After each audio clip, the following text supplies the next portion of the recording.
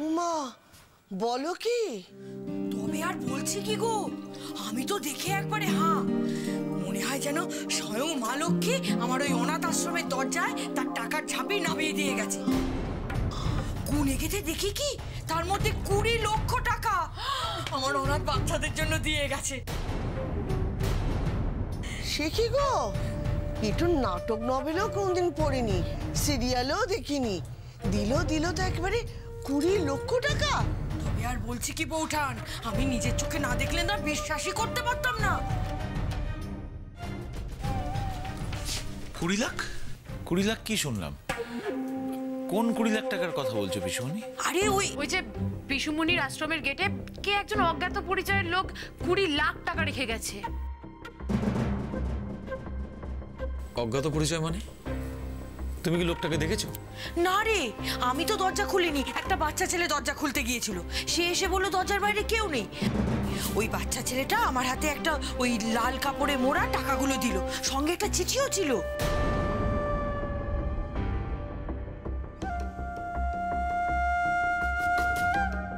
বাংলায়? হ্যাঁ, বাংলাতেই লেখা ছিল। কই কই দেখি চিঠিটা। চিঠিটা তো আমি লিখেছিলাম, আমার হাতে লেখা। বর্দা ভাই এবার চিনে ফেলবে না তো? চিঠিটা তো আমি পুড়িয়ে দিয়েছি। পুড়িয়ে ফেলেছো মানে? এরকম একটা ইম্পর্টেন্ট ডকুমেন্ট তুমি পুড়িয়ে ফেললে? যিনি এই টাকাটা দান করেছেন তিনি তার পরিচয় গোপন রাখতে চান। আমি এবার ঢেলা পিটিয়ে সবাইকে বলতে যাব কেন? তাই আমি কাউকে কোনো কথা বলিও নি, আর চিঠিটাও পুড়িয়ে দিয়েছিস। তোরা নেহাত বাড়ির লোক, তাই তোদেরকে 20 লাখ টাকার কথা বললাম। কি অদ্ভুত না বর্দা ভাই? পুলিশ 20 লাখ টাকার জন্য আমাদের বাড়িতে রেড করলো, আর একই রকম ভাবে পিসিমণি অনাথ আশ্রমে কে একজন 20 লাখ টাকা দান করে এলো।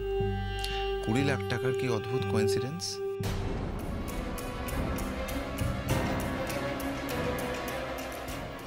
অমিত হঠাৎ এরকম ঠুকে ওই 20 লাখ টাকার কথা বললো কেন? এই পুলিশ রেডের ব্যাপারে কি ও আমাদের সন্দেহ করছে? ভাবছে ছোট মার সাথে হাত মিলিয়ে টাকাটা আমরাই রেখেছিলাম ওর ঘরে। কিন্তু আলটিমেটলি টাকাটা গেল কোথায়? এই 20 লাখ আর পিসিমার আশ্রমের 20 লাখ কি একই টাকা তাহলে? লাবণ্য রায়ের নামে কুরিয়ার আছে।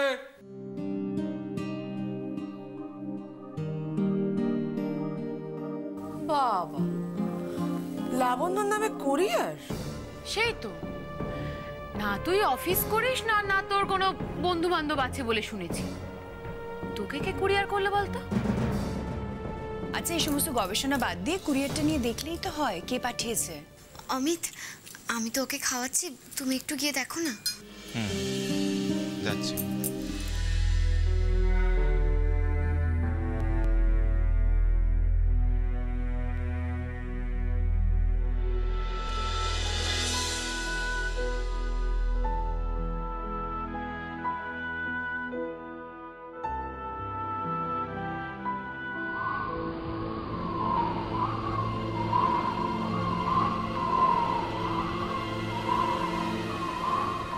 অমিত, তুই কোথায়? অমিত!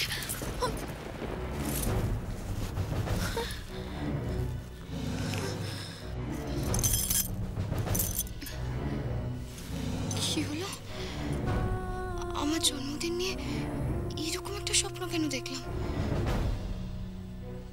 জন্মদিনের দিন আবার নতুন কোনো ঝড় আসবে না তো?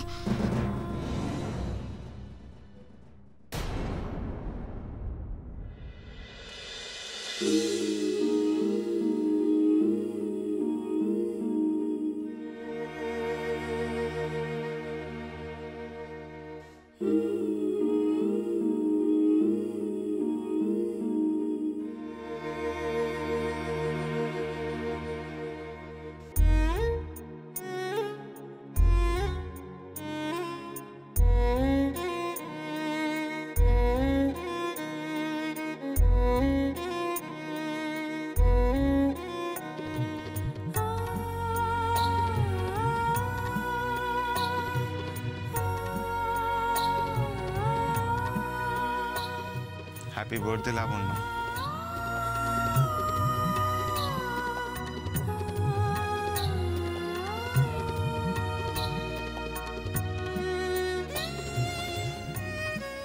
ঈশ্বরের কাছে প্রার্থনা করি তোমার জীবনের আগামী দিনগুলো আরো ঝলমলে হয়ে উঠুক। Happy birthday.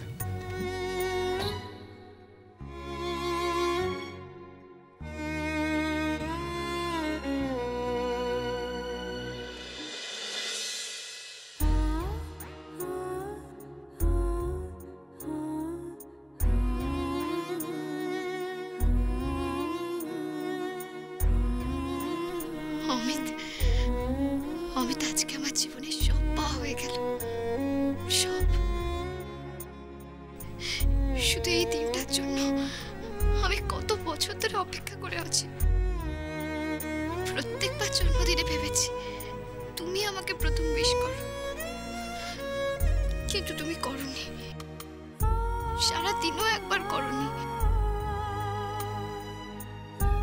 কারণ তুমি তোমার জন্মদিনের কথাটা ভুলেই গেছিলে। তোমার আমার মা বাবা হঠাৎ করে আমাদের বিয়েটা ঠিক করে ফেলেছিলে। বাবার মুখে যখন শুনলাম তুমি একজন আইপিএস অফিসার, প্রথম একটু ভয় পেয়ে গেছিলাম। কিন্তু যেদিন তোমাকে সামনাসামনি প্রথম দেখলাম, তোমার চোখ দুটো দেখে আমি তোমায় ভালোবেসে ফেলেছিলাম অমিত।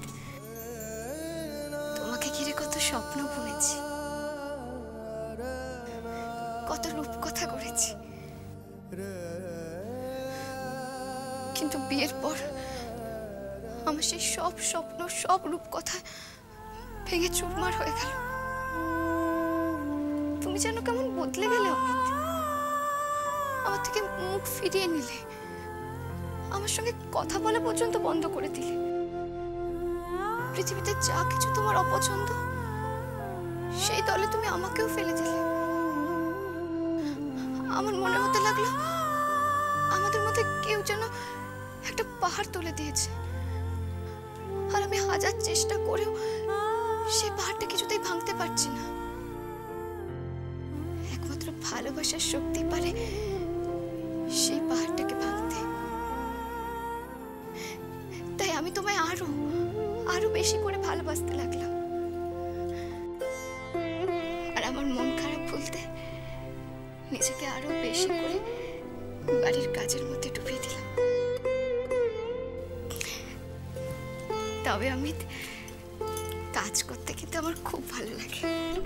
কাজের মধ্যে আমার সব কিছু পাওয়া হয়েছে, শুধু একটাই না পাওয়া ছিল, সেটা হলো তুমি।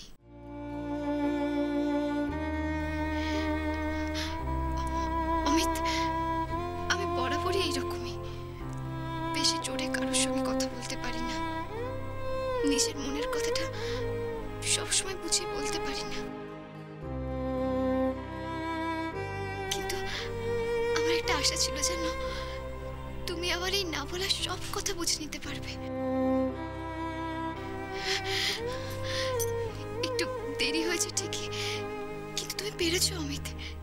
তুমি আমার না বলা সমস্ত কথা বুঝতে পেরেছো। তাই তো এই জন্মদিনটা আমার জীবনের সব থেকে সেরা জন্মদিন করে তুললে।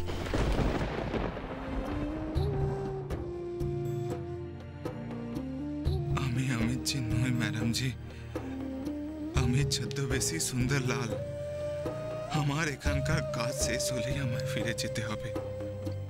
আমি যতদিন আছি, আমি আপনাকে এই কঠিন দুনিয়ায় একা লড়াই করার শক্তি জুগিয়ে যেতে চাই, যাতে যেদিন আপনি জানবেন অমিত রায় আর এই দুনিয়াতে নেই, সেদিন যাতে আপনার পা না কাঁপে।